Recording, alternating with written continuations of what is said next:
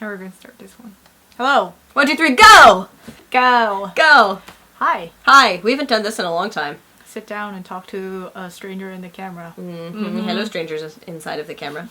Today we're going to talk about travel tips. Travel tips. I think a lot of people have their own travel tips, and we want to share what we do when we go travel that makes much, what should I say, richer experience. A better experience. We've traveled for long periods of time, short periods of time. We've learned a few things along the way, and I think travel is very personal, but these are kind of things that we've learned that we must remind ourselves to do. First, bring your passport. Yeah, that's important.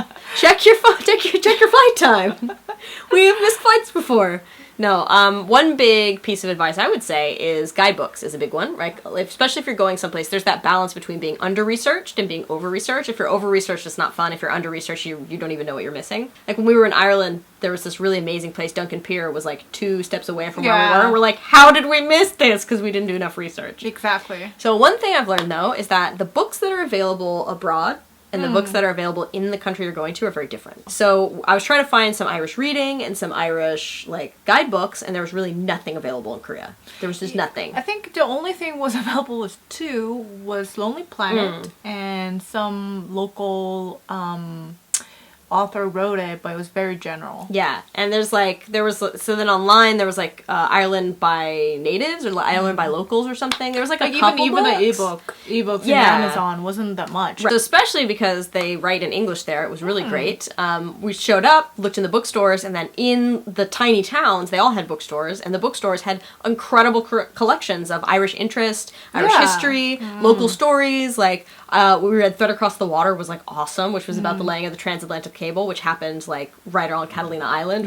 We found it while we were there. Yeah, so the guidebooks were we found Irishology, this amazing book there, the guy that was all where to go and in all of Ireland and Irish culture things. The books that were available in Ireland were much better than what we could find outside of Ireland. Not only Ireland, but I go to Thailand and I just buy books that's even not written in English. So I think even buying a non-native language, not English books are much interesting. And especially even not only in Thailand or in Korea. There's so many local guidebooks that's never going to be translated to English. There's special interest. There's cafes or they have their own local zagat called Blue Ribbon. There's lots of different things that are available. And even when we were in Budapest, there was an Art Nouveau guidebook that was a walking architecture tour. Or when we were in Amsterdam, we found a Amsterdam design guide, walking to see all the different design elements of Amsterdam. So really, sometimes they're really more interesting themed. Because there's self-publication, small publication, indie publication. They don't produce a lot, and it's always local publication. Yeah. Kind of I do and you do as well. We just go to a bookshop and browse, and there's always going to be something interesting. Right. So when you research, it's great to use the internet, but when you're there, go to a bookshop and try and buy a good book there. My second tip is this. The brick. The brick. This is what should I say? It's a charging thing, which has a USB port. So it has 5 USB ports. 5 USB port. A lot of places, if you go to or hotel or Airbnb, there's always this struggle to get to the cord, and usually you have to take out one lamp or something, and and usually you can't charge more than 2 or 3 things. Right. But here I can charge my iPhone, my Apple Watch, my Kindle, your headphones, and everything. And our spectacles. Yeah, so it's more compact, and I could also switch the cord to this is whatever. important because this is actually a universal one. Yeah. So you can switch this to one that goes to any country. You can buy for $2 in any shop, at Target or whatever. Yeah. They're all there. It's light, compact, and it's just wonderful. You have to be careful with these. We use Anchor is the brand that we use that we really like. Some of them have higher milliamperages than others, so they take longer or shorter times depending on what the voltage requirements are your device. So if you're trying to charge your laptop or you're trying to charge your iPad or something that requires more juice, it will take longer if you get one of the lower milliamperages. These are 1800 or 1200 milliamps. Yeah. So we got the real powerful ones. So they were $79 or $80. But I've used mine for 7 years at this point with no problems. Yeah. So yeah, I would totally recommend this. Yeah. Super good recommendation. Number 3. Number 3. This was one my sister gave me, actually. That was a good one. It was a good one. I never thought of it, but she recommended that when you're traveling to a place, especially in the wintertime, you bring more than one scarf. Like, bring a selection of scarves. Why? And I was like, well, you only need one? And she was like, yeah, but if you're going somewhere in the winter, you're wearing the same jacket and the same pants and the same boots and the same hat in almost every single picture. So it just looks like you are a smelly, smelly person that didn't change for the entire trip. It looks like it all happened in one day. Okay. So if you bring different, like, scarves, like 2 hats and 2 scarves, or like 3 scarves, and even if you have the same jacket, it still looks like you're mixing it up. Yeah. So you don't look the same in every picture. Right. And scarves are not heavy, and they're not that big, and you can even buy one while you're there. It's like not a big item to pack. It's not like having to bring a separate sweater or a second jacket or another pair of shoes. And it still makes it look like you're showering regularly, which hopefully you are. Very insightful. I would say that's a really That's a really good one. That was a really good one. Yeah. Thanks, Erin. That was a good one. And on top, the topic of actually packing about clothes, I think, you have to coordinate a lot when you travel because you're not going to bring every item of your clothes. Yes. And most of the time, you don't wear one or two. Like, I feel like I bring like too much. Yeah, you always bring like 1 or 2 items you never wear. Yeah. Exactly. So one thing I think it was super great. You did it once when you were traveling domestically. Was like you would not color coordinate, but like you picked a color scheme, navy. Yeah. And everything was I just didn't want to deal with it. Yeah, so I was like, everything's navy. Yeah, navy, but like had different patterns, or your tops and your pants would match, and you would just have different clothing, but it just had a universal color scheme. Yeah. So it's like it didn't matter if you were missing one.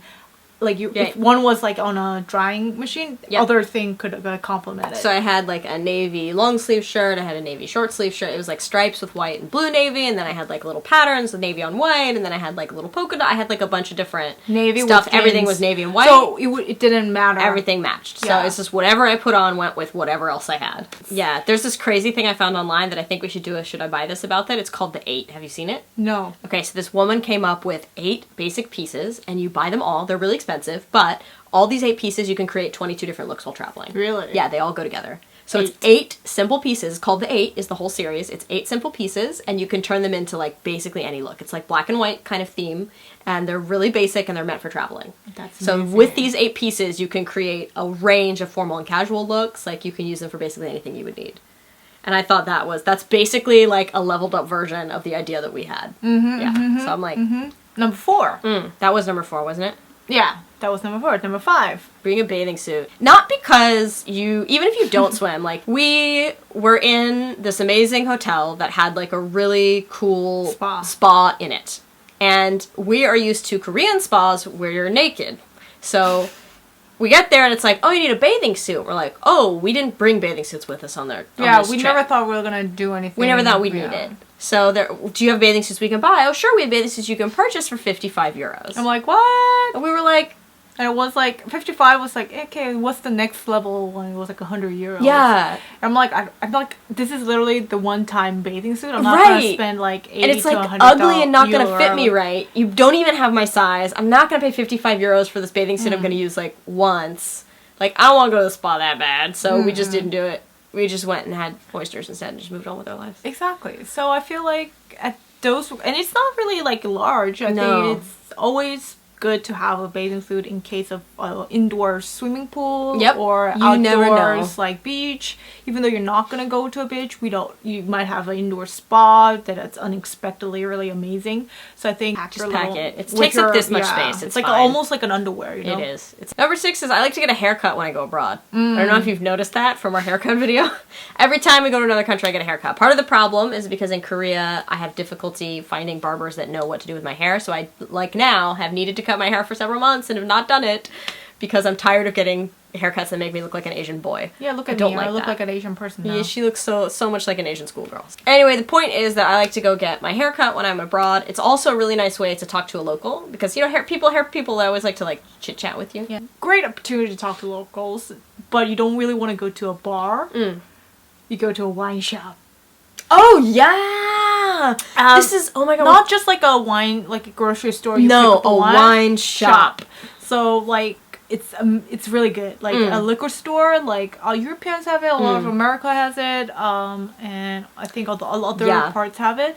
It's nice to talk to the locals, and they will give you like also they will talk about how great is their wine selection is, but at the same time you can also like talk about some food scenes and what they think about it, and they'll give you some recommendations as well, but also just like generally just like talk about random stuff. So I think when we went to Ireland, and where was it? In Amsterdam, we had a wine store, right? He was all about German wines, and he was like, "You have to buy the Spotburgunder," and we're like, "We don't know what Spotburgunder is," and he's like, "You must buy this. It is amazing." And it was great, and so we bought it, and it was amazing. And even if you don't drink, that's like sometimes a nice thing to do just to see what there is, or to buy as a gift for people. Like that's kind of a nice one. Yeah, liquor store. They have all people who drink have a lot of opinions of what they should drink or not drink. But the thing is, liquor is very regional. There's stuff that you can only get in that region, and so we don't drink that much. We're not super drinky people. So, like it makes a nice gift for people that you don't have to. Yeah, exactly. Bring some big thing that's gonna squish on the way in or whatever, and I think it's nice. It's nice. Yeah, but it depends on the person. Yeah. So even if you're not a drinking person, just go and see what there is and ask around, and it's a fun way to talk to people, I think. Yeah, but it's kind of, isn't it awkward if you're not a drinking person and they're like... If you're buying it as a gift for somebody, I'm saying it's okay. If you just go in there with no intent to buy, it's weird. Don't go into a wine shop without an intent to buy a bottle of wine. That's weird. I like to do mundane stuff when I'm abroad, like having a haircut, going to movies. Going to movies? Going to the movies is fun. It's actually really fun because everything is different. And we went to this London where it was almost like a butler. It was like, movie is ready. Yeah, it was almost like a receptionist. They came in front of the movie and they're like, okay, we're going to give you a tiny explanation about what this movie is about. And we're like, what is happening? And especially when you travel if you're traveling with a friend, it's different when you're traveling alone, but if you're traveling with a friend like we do, sometimes it's really hard to actually interact with the locals. And so it's nice to, like movie theaters, haircuts, like nail salons, like anything that gives you an opportunity to like chit chat, or going to a bar. Like we had a great experience in some bars sometimes where you get to talk with a bartender. It gives you an opportunity to actually interact with people that are from there, and so sometimes we get recommendations for stuff we have to see or places we have to go, or they hear, oh, what have you done so far, what did you like, and we say, oh, we did this and we really liked it, we did this and we thought it was mediocre, and then they say, that happened to us like in LA, we were taking an Uber, and then the Uber guy was saying, oh, if you're really interested, LA and Uber. It's LA. But you know, I have some Uber stories. We have so many Uber stories from LA, but he gave us a really great Mexican food recommendation. Oh, true. So, you know, sometimes people give you recommendations for things to eat or stuff to see that you can't get out of a guidebook. Okay, last tip. Last tip. What's the last tip? Coffee. Oh, coffee. Coffee. So, I think if you're going to, I think one of the big parts also, I like going to coffee shops in another country. And I love it. But sometimes it's like, 1 or 2 times of an activity is like great. Like, it's almost like choosing a restaurant or a bar. But like, I'm a person, I think you're also a person who needs coffee every day, and sometimes I just like want to just have a coffee and move on with my life. I don't want to make it an activity. I want it to just be my mundane life, almost like showering, you know? I just don't want to like So like there are times when like, oh, I could really go try a new coffee shop and sit and enjoy like a flat white or something. But then there's other times where it's like, I would like to wake up and have a cup of coffee and then go. I become very cranky because it's like, now I have to go out to get my coffee, and I have to go find a place that has decent coffee, and sometimes it's easier than others depending on where you're staying. So we are those snobby people who travel with coffee. Yeah. Just to so that we don't have to worry about it. It takes one level of like question or stress out. Yeah. And if we're going for like 30 days somewhere, for example, we would bring maybe 2 weeks worth of coffee. Yeah, and then pre-ground, and then while we've explored other coffee shops, if we find a place we like, we buy beans from there. Yeah, it was very useful when we actually went to Ireland. We brought like a month worth of coffee just because we were like, we kind of knew only the city area would have like, it was like a big, we had to drive a 30-minute, an hour to go and get a coffee bean. And I thought a lot of people in Ireland, in coffee shop owners were like, thought we were like insane. And because, oh, you can get it in a grocery store. I'm like, yeah, grocery store is great, but we just want locally roasted, just fresh coffee. We don't want to, we didn't like, I think it's like a misunderstanding. And then they had a roasted coffee, but it was 1 kilo. And usually when I when don't we need buy, 2 kilos of coffee. I just wanted like Just have 250 200 grams grams. or 30 grams, Yeah. 300 grams usually. Like, you know, so... When people hear, like, you travel with your AeroPress and your own beans, it makes it seem like we're super picky about coffee, which is just not the No, case. it's just like almost like I need a pill in my morning and just don't want it to make it. Yeah, a big- I mean, like, we had stick coffee when we were in Thailand. It was Yeah, fine. We've fine. had French press when my mom came to visit. It was fine. Like, you know, we're not super picky about it, but it's just because it is a need. It's a travel need for us. It's just like a daily need. It's a I just daily don't need, so want it it's to make just- a big Yeah. trip to it. And when we're staying, if you're staying in the countryside or you're staying in a place that's not centrally located, or if you're staying in a city that requires a lot of commuting, it's just easier to be able to have it and take care of it when you want it. The thing with traveling, I think, is that part of it's like, yeah, it's a need and I want to be able to take care of it. And then the other 50% of it is that, like, sometimes you get fatigue from always having to go out and explore to do things. Like, sometimes you just want cereal in the morning. Well, we don't have cereal, but you know what I mean? Sometimes you just want a piece of toast and just, like, a cup of coffee, and then, like, don't want to have to go out in the world to do things. Because that's part of my normal routine at home. It's not like I'm going out for breakfast every day. So if you're traveling for 10 days, and, like, every day you have to go out for every meal, sometimes you get fatigue. Exactly. So it's really nice to, if I come back and I have a nap at, like, the hotel or whatever, if we're staying in an Airbnb, I, like, have a rest, read a book for a little while. Sometimes it's nice to be able to make my own cup of coffee or my own cup of tea and just, like, move on. move on. Like, sometimes that's really nice when you're traveling. So that's another reason why I do it. Those are our top travel tips. I'm sure there's more we haven't thought of. Yeah. Or that we'll think of as soon as we stop rolling the camera. We're going to be like, oh, but what about? I'm sure there's going to be several of those. Of course, of course. Of course. Are you guys interested in how we pack? Because if so, we'll make a packing video, no? For Hong Kong?